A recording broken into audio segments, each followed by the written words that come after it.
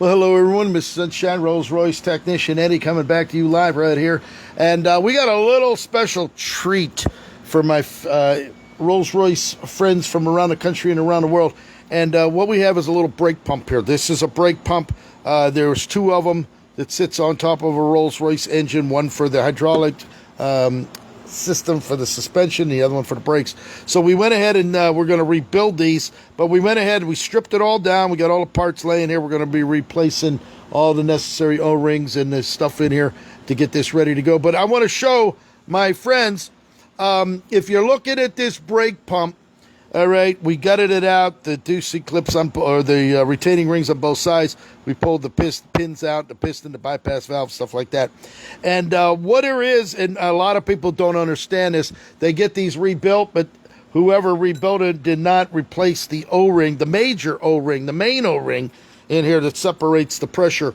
And if you're looking down into that hole, you actually got to take a little probe. I actually made a little special probe. If you slide it down in there, right before it gets to this point right here, and I'm going to show you through via a camera.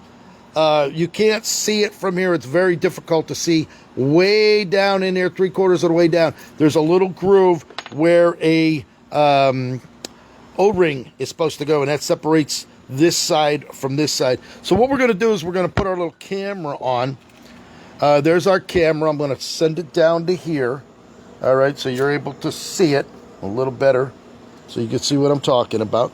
Here it is. We're going to put the camera down in there, and where you see it right there, down there in the end, all right, the O-ring, I actually took the O-ring out, but you're able to visually see the where it's supposed to go. You just slide this down in there, right there, right on the edge of that hole. There's an O-ring that goes in there. As a matter of fact, we can try it on this way to show you this as well. It's only going to go down. See, it's not going to go through here because it's too small on this end, but it is very visible on this end. So there it is. You can see the ring. You see the ring right there? It's right around there. And there is an O-ring that has to go in there. It's very important that it fits in there so that you're able to see. We'll get it down there a little closer for you.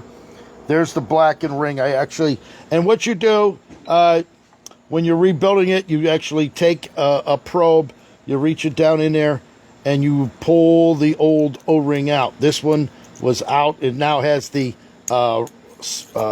cutout for where the O-ring goes. So when you get your kit to rebuild this, you're going to slide that down in there, and you got to get it in. If it goes in sideways, it's not going to work. If you don't put it in, there's going to be no pressure here.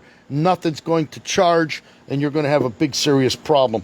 So there it is right there. I just figured I'd give the I'm going to download this to YouTube so they have it. If you don't have any pressure on your Rolls-Royce hydraulic system, most likely they didn't put the O-ring in there, and there it is right inside. You have to actually look through here all the way down, take a probe, stick it down in there, and you'll feel the groove where the O-ring is supposed to go.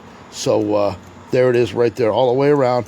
I have mine all cleaned out, and it's ready to have a brand new one installed, and then we're going to go ahead and put all of this together. So there it is, just for your own FYI on a Rolls-Royce brake accumulator, brake valve rebuild. There it is right there. Hope you're enjoying the day.